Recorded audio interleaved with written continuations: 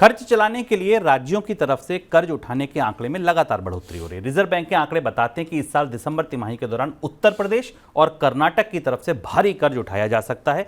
दिसंबर तिमाही के दौरान उत्तर प्रदेश अकेले 31,500 करोड़ रुपए और कर्नाटक करीब 30,000 करोड़ रुपए का कर्ज उठा सकते हैं। सर, राज्यों की बढ़ती उधारी क्या बता रही है, क्या संकेत दे रही है? जो आंकड़े हमारे पास कैलेंडर आया है, सामने उपलब्ध है, उस कैलेंडर में दो राज्य उत्तर प्रदेश और कर्नाटक के कर्ज के कार्यक्रम में बढ़ोतरी हुई है। लेकिन इसके अलावा भी ऐसा नहीं कि बाकी पिछले क्वार्टर की तुलना में राज्यों के कर्ज में कमी आई है। पर बड़े राज्य हैं, तमिलनाडु 67,000 करोड़ की बारोइंग कर रहा है, महाराष्ट्र भी लगभग इतनी ही कर रहा है, वेस्ट बंगाल भी 57,000 करोड़ की बारोइंग कर रहा है, आंध्र भी 47,000 करोड़ की कर रहा है। पर उत्तर प्रदेश और महाराष्ट्र ने पिछली तिमाही की तुलना में इस तिमाही में ज़्यादा कर्ज लेने की तैयारी की है।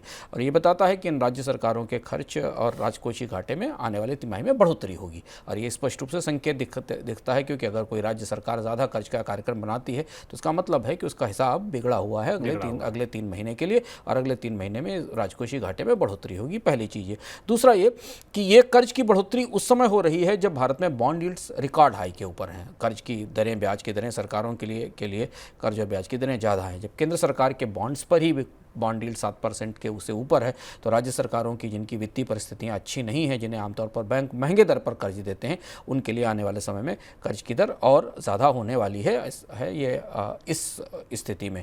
और अब अगले 3 महीने 6 महीने जबकि चुनाव के हैं, टैक्स के कलेक्शन में कितनी बढ़ोतरी होगी, राज्य सरकारों को कितना लाभ मिलेगा, ये देखना होगा। एक और महत्वपूर्ण बिंदु यहाँ ध्यान रखने वाला है कि जिस दिन से राज्य सरकारों को जीएसटी के हिस्से में के ट्रांसफ़र की प्रक्रिया ख़त्म हुई है, यानी वो जो बीमा था 5 साल का, वो बंद हुआ है, और जब उसके बाद से राज्य सरकारों के खजानों पर दबाव बढ़ रहा है और उन्हें और ज़्यादा कर्ज लेने की ज़रूरत पड़ रही है।